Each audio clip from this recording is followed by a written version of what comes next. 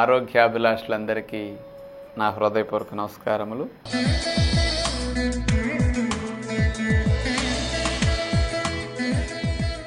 ఈరోజు మనకి ఆరోగ్యానికి ముందు చూపు ఏమిటో తెలుసుకోబోతున్నాం.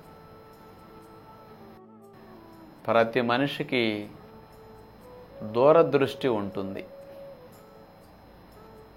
ఏ పని చేసినా మనము, మనతో పాటు మన తరాలు ఇన్ని ఆలోచించి పనిచేస్తాం. దాన్నే ముందు చూపు అంటారు. చూడండి, మనం ఒక చదువుతున్నామంటే ఆ చదువు ద్వారా వచ్చే ఉద్యోగానికి భవిష్యత్తు ఎలా ఉంటుందని ముందు చూపు ఆలోచిస్తాం. ఇప్పుడు కంప్యూటర్ ఇంజనీరింగ్ ఇలాంటివి బాగా చదివాము అనుకోండి, ఇప్పుడు బాగా డెవలప్మెంట్ ఈ ఫీల్డ్లో ఉంది కాబట్టి ఇలాంటి వాళ్ళకి ఉద్యోగాలు బాగుంటాయి, డబ్బులు బాగా వస్తాయని ముందు చూపుతో ఈ చదువుతున్నాం. పలానా సివిల్ ఇంజనీర్కి ఇప్పుడు పెద్ద డిమాండ్ మెకానికల్ ఇంజనీర్కి లేదనుకోండి, ఆ ఇంజనీరింగ్ తక్కువ చదువుతూ ఇలాంటి చదువుల వైపు ఇంట్రెస్ట్ చూపుతున్నారు. దూరదృష్టి అంటే అలా చదివిన వారికి ఇన్కమ్, అలాంటి చదివిన వారికి వచ్చే ఉద్యోగాలను చూసుకుని అయ్యో అలాంటి వాళ్ళకి ఇట్లా ఉంది కాబట్టి ఫ్యూచర్ మనం దానివైపు వెళ్లకుండా ఇది మార్చుకుంటే బాగుంటుందని దూరదృష్టితో ముందుగా ఇలాంటి చదువులను సెలెక్ట్ చేసుకుని అలాంటి ప్లాన్ చేసుకుంటున్నాం. ఏ ఊళ్ళో ఎక్కడ ప్లాట్ కొంటే, ఎక్కడ ప్రాపర్టీస్ కొనుక్కుంటే అవి భవిష్యత్తులో 10-20 ఏళ్ళకి ఇట్లాంటి ఫ్యూచర్ వస్తుందో ఆలోచించుకుని కొనుక్కుంటున్నారు. ఎవరన్నా పలానా చోట కొనుక్కుంటే వాళ్ళకి డౌన్ అయిపోయి ఆశించిన ఫలితాలు రాకుండా ఉన్నాయనుకోండి, అలాంటి చోట నుంచి మానేస్తున్నాం. కొంత డబ్బుని ఏదో పొలాల మీద పెడతారు, కొంతమంది పంటల మీద పెడతారు, కొంతమంది ఇంకొక షేర్ల మీద పెడతారు, కొంతమంది ఇంకొక దాంట్లో పెడతారు. అలాంటి వాటిలో నష్టాలు పొందిన వారిని చూసుకుంటే మనం ఏం చేస్తున్నాం, వాళ్ళని చూసి జ్ఞానం తెచ్చుకుని ఆ డబ్బుని అలాంటి చోట్ల ఇన్వెస్ట్ చేయటం మానుకుంటున్నాం. ఏంటి రాజుగారి ఈరోజు డబ్బులు, వ్యాపారం, షేర్లు వీటి మీద మాట్లాడుతున్నారు అనుకుంటారేమో. మీ అందరికీ ఇలాంటి దూరదృష్టి చాలా ఎక్కువ ఉంది కదా. అలాంటి దూరదృష్టిని ఇంకొక కోణంలో పెట్టుకుంటే ఇంకా బాగుంటుందని తెలియచేయటానికి ఈ మాటలు మాట్లాడుతున్నాను. ఏమిటి ఆ కోణం? ఆరోగ్యంలో మీకు భవిష్యత్తు ఒక్కసారి ఊహించుకుని చూసుకోండి. మరి దానికి ముందు చూపు ఉండాలిగా. మన 100 ఏళ్ల జీవితానికి ఏదో 40 ఏళ్ళు, 30 ఏళ్ళు, 50 ఏళ్ళు గడిచిపోయింది, 60 ఏళ్ళు. మరి మిగతా 40 ఏళ్ల శేష జీవితం మనం మూలపడకుండా, లేని జబ్బులు రాకుండా మన పని మనం చేసుకుంటూ హాయిగా ఆనందంగా సాగాలంటే మనకి ఏది ఇక్కడ ముందు చూపు? ఈ ముందు చూపుకి మార్గదర్శకాలు ఏవి? మనం ఏమి చూసి జ్ఞానం తెచ్చుకోవాలి ఇలాంటి విషయాల్లో అంటే,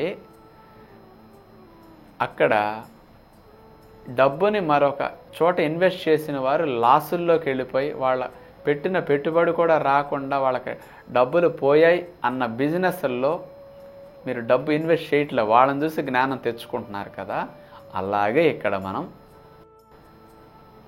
లావ్ అయిపోయిన వాళ్ళని చూసి, బాగా లావ్ ఎక్కువైపోయి 20-30 కేజీలు 50 కేజీలు పెరిగి నడవలేక వాళ్ళకు వచ్చే సమస్యలను చూసి మనం మరి జ్ఞానం ఏం తెచ్చుకుంటున్నట్టు?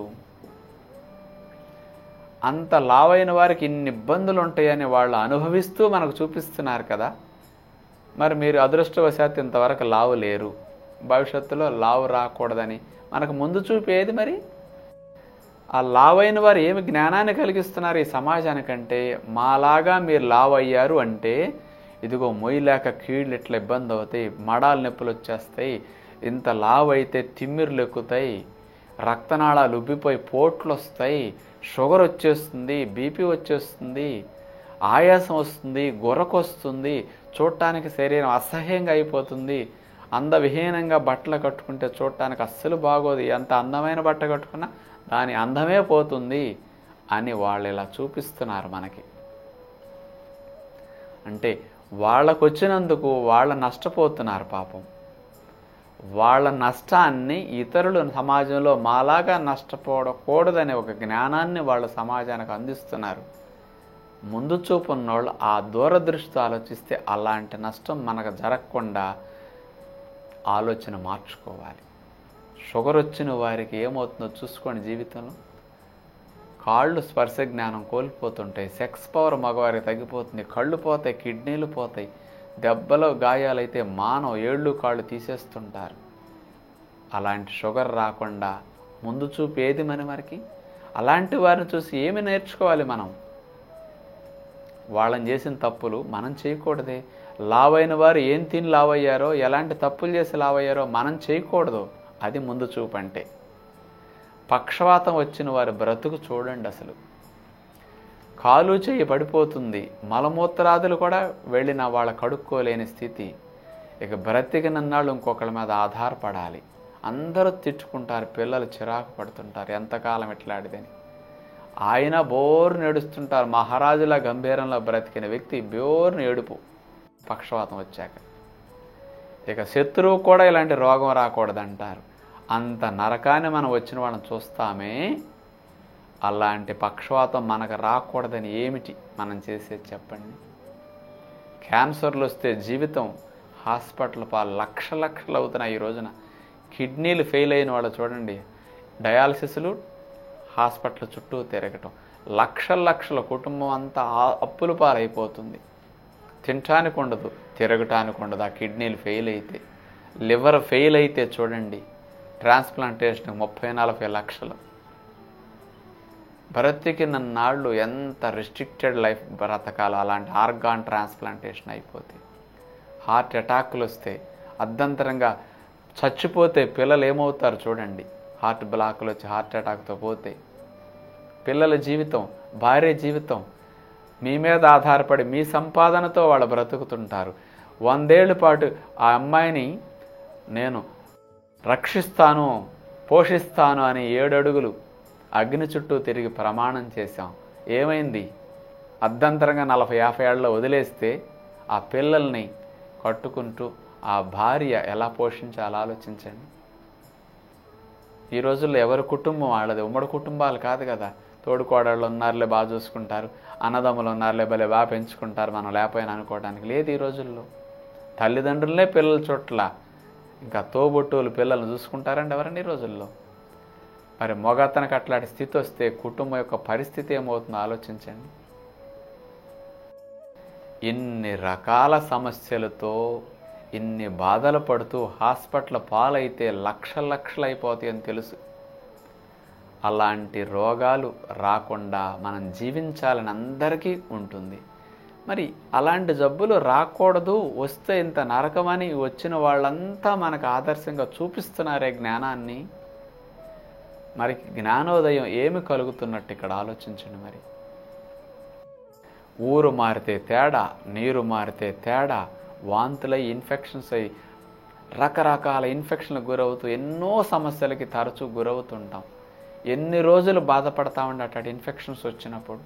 ఎన్ని రోజులు సెలవులు పెట్టాలి? ఒకసారి ఇట్లాంటి సమస్యలు వచ్చి సెలవులు పెడితే ఎంత లాస్ అయ్యాము, ఎన్ని ప్రోగ్రామ్స్ క్యాన్సిల్ అయినాయి, ఎంత మిస్ అయ్యామో తెలుసు. అలాంటిది మళ్ళీ రాకూడదంటే ఏం చేయాలి? ముందు చూపు ఏది మనిషికి? పెద్దలకి ఏది?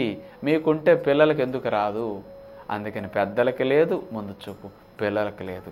మనకు సంపాదన విషయంలో ఎంత ముందు చూపు అంటే, టేకు తోట వేసుకుంటే మనం ఉండకపోయినా మన మనవలో పిల్లలు 20 ఏళ్ళ తర్వాత అది కాపుకొస్తే ఎంత డబ్బు వస్తుందని దూరదృష్టితో టేకు చెట్లు వేస్తారే. మీరు అనుభవించపోయిన కొబ్బరి చెట్టు వేస్తే 6 ఏళ్ల కాయలు కాసి మంచి ఫలాలను ఇస్తుందని ఆ చెట్లు వేస్తున్నారే మీ వంశం బాగుండాలని. మరి మీ పిల్లలు మీ కళ్ళెదురుగుండా రోగాలు పాలు కాకుండా 100 ఏళ్ళు హాయిగా ఆరోగ్యంగా అందరిలాగా షుగర్, బీపీలు, చర్మవ్యాధులు, గుండె జబ్బులు, కిడ్నీ జబ్బులు, పక్షవాతాలు రాకుండా ఉండాలని ఏది మీకు ముందు చూపు? మీరు అలాంటి జబ్బులు బారిన పడకుండా ఉండాలని మీకేది ముందు చూపు? అందుకని ఇలా మనం ఆలోచించాలి ఎప్పుడు కూడా. మనకి మనం వాళ్ళలాగా ఆ సమస్యలు తెచ్చుకోకూడదు అంటే వాళ్ళ చేసే తప్పులు మనం చేయకూడదు, వాళ్ళ నడిచిన బాటలో మనం నడవకూడదు. ఇదే ముందు చూపు అంటే. ఈ రోగాల్ని సమాజంలో పెంచుకుని అనుభవిస్తున్న వారి జీవన విధానాన్ని మనకు గుణపాఠంగా తీసుకుని అలాంటి జీవన విధానానికి భిన్నమైన జీవన విధానం ఏదో మనం మార్చుకోవాలి అనే జ్ఞానం ఆ రోగులందరూ కలిగిస్తున్నారు సమాజానికి. డాక్టర్లకి అలాంటి జ్ఞానం వాళ్ళ నుంచి తీసుకుని ఇతరులకి ఇలాంటి మంచి జీవన విధానం పట్ల అవగాహన కలిగించాల్సిన బాధ్యత ఉంటుంది. అందుకనే మేము ఈ జీవన విధానం మీదే ఎందుకు ముందు చూపుతో ఇన్ని విషయాలు మీకు ఇబ్బంది అయినా చెప్తున్నామంటే దూరదృష్టి, రాబోయే వాటిని రాకుండా ముందే పసిగట్టే అవగాహన మనిషికి ఉంది. కాబట్టి భూకంపాలు రాపోయే ముందు ఇంట్లో ఉన్న కుక్కలు ఇంట్లో నుంచి బయటకు వచ్చేస్తాయి. దూరదృష్టి వాటికి తెలుసు, మనిషికి మీద పడితే కానీ తెలియదు. కానీ జ్ఞానం ఉంది, మనం సరిగా వాడుకుంటే ఇలాంటి ఆపదలు రాకుండా చేసుకునే అవకాశం ఉంది. కాబట్టి ఆరోగ్యం మహాభాగ్యం అని పెద్దలు చెప్పారు. అలాంటి మహాభాగ్యమైన ఆరోగ్యాన్ని మనం సొంతం చేసుకోవాలంటే రోగం వచ్చి బాధపడే వారిని చూసి అలాంటి రోగం రాకుండా మనం ముందు నుంచి జాగ్రత్త పడితే prevention is better than cure అన్నది మన జీవితంలో అమలు చేసుకుంటే మంచిదని మీ అందరికీ విజ్ఞప్తి చేస్తూ అందరికీ సెలవు. నమస్కారం.